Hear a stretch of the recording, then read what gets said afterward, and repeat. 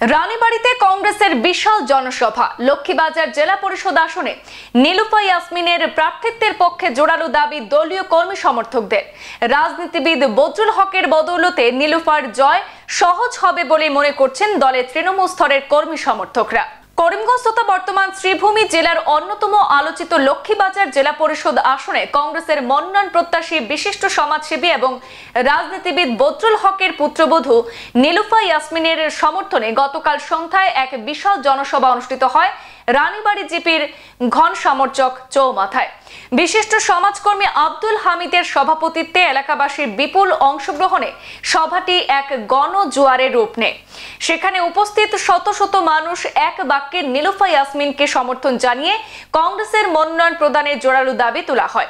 প্রসঙ্গত, নীলুফা ইয়াসমিনের শ্বশুর বদরুল হক একজন সুপরিচিত সমাজকর্মী এবং অধুনা গান্ধাই ব্রাহ্মণ শাসন জেলা পরিষদের প্রাক্তন সদস্য, সর্বজন শ্রদ্ধেয় ব্যক্তিত্ব। তিনি দীর্ঘ 25 বছর ধরে কর্ণমধু সমবায় সমিতির চেয়ারম্যান হিসেবে সাফল্যের সঙ্গে দায়িত্ব পালন করে আসছেন। সমাজসেবার প্রতি তার নিষ্ঠা এবং এলাকাবাসীর প্রতি অগাধ ভালোবাসা বদরুল হককে এই অঞ্চলে একটি প্রতিষ্ঠিত এবং আস্থাভাজন নাম হিসাবে গড়ে তুলেছে। তিনি করিমগঞ্জ জেলা কংগ্রেস কমিটির সহসভাপতি পদেও অত্যন্ত দক্ষতার সঙ্গে দায়িত্ব পালন করেছেন। এ কারণে স্থানীয় কংগ্রেস কর্মীদের মতে বদরুল হকের পুত্রবধূ নীলুফা ইয়াসমিনকে যদি দলীয় টিকিট প্রদান করা হয় তাহলে এই আসনে কংগ্রেস দলের বিজয় নিশ্চিত বলেই মনে করছেন দলীয় তৃণমূল স্তরের কর্মী সমর্থকরা। নীলুফা ইয়াসমিনকে আসন্ন নির্বাচনে লক্ষ্মীবাজার জেলা পরিষদ আসনে কংগ্রেসের প্রার্থিত্ব প্রদানের জোরালো দাবি উঠেছে। ওই দিনের জনসভায় সর্বসম্মতিক্রমে মালেগড় ব্লক কংগ্রেস, শ্রীভূমি জেলা কংগ্রেস এবং আসাম প্রদেশ কংগ্রেস কমিটির নিকট নীলুফা ইয়াসমিনের প্রার্থিত্ব প্রদানের দাবি জানানো হয়। সভায় উপস্থিত ছিলেন করিমগঞ্জ জেলা কংগ্রেসের সহসভাপতি তথা কর্ণমধু সমবায় সমিতির চেয়ারম্যান বদরুল হক, মালেগড় ব্লক কংগ্রেস সভাপতি মাওলানা আব্দুল ওয়ারিস, প্রাক্তন জেলা পরিষদ সদস্য মাওলানা আব্দুর রৌফ, যুবনেতা দাহার খান, সাধনধর আবুল হোসেন খান, অবসরপ্রাপ্ত শিক্ষক আব্দুল হান্নান প্রমুখ।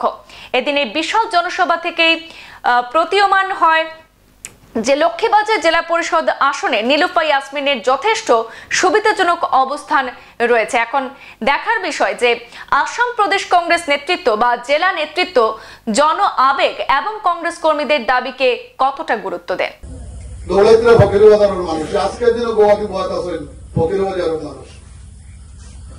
আমার টিকিটের লাগে ফকিরবাজার মানুষের দৌড়াইতরা, আমার টিকিটের লাগে হারিঘাটের মানুষের দৌড়াইতরা, আমার টিকিটের লাগে লক্ষ্মীবাজারের মানুষের দৌড়াইতরা, আমার টিকিটের লাগে একজন মানুষ আবার পর্যন্ত আমার গান্ধাই ব্রাহ্মণ শাসন এলাকার খেউরে আমি দৌড়ের লাগে হয়েছি না, কিন্তু আমার দৌড় কথা হচ্ছেন যে অবদিকে আজকের যে দিন আইছে এই দিনও জেলা পরিষদ দিয়া আপনারা উন্নয়ন ডেভেলপমেন্ট হইব।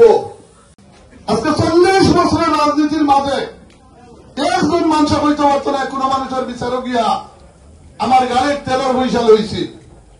40 বছরের মাঝে একজন মানুষ হইতে পারত না, তার কোন কাম গিয়া জীবনে কেউ 100 টাকা দিলাইছে, একজনও হইতে পারত না। আজকের দিন রাজনীতিতে করে বড়ই আমার ভিতরে বহু থাকি যায়, কিন্তু আজকে গর্ব করি না হইয়া একজন বাড়িজনে আমাকে আমার টাউট হইত, একজন বাড়ি বলে বঞ্চাই বাড়ি বলে কেউ একজন আমাদের কেউ দিচ্ছে টাকা কই বলি, জীবনে কেউ 1 টাকা দিতে পারছে না, কেউ বাচনিয়া জীবনে কেউ টাকাত দিয়ে কেউ দালালিত লাগাইতে পারছে না। তাই আইসর আর আইন থাকি দান জেলা পরিষদের জন্ম আইন থাকি অন থাকি হইতো আপনার আইয়া মত নেই।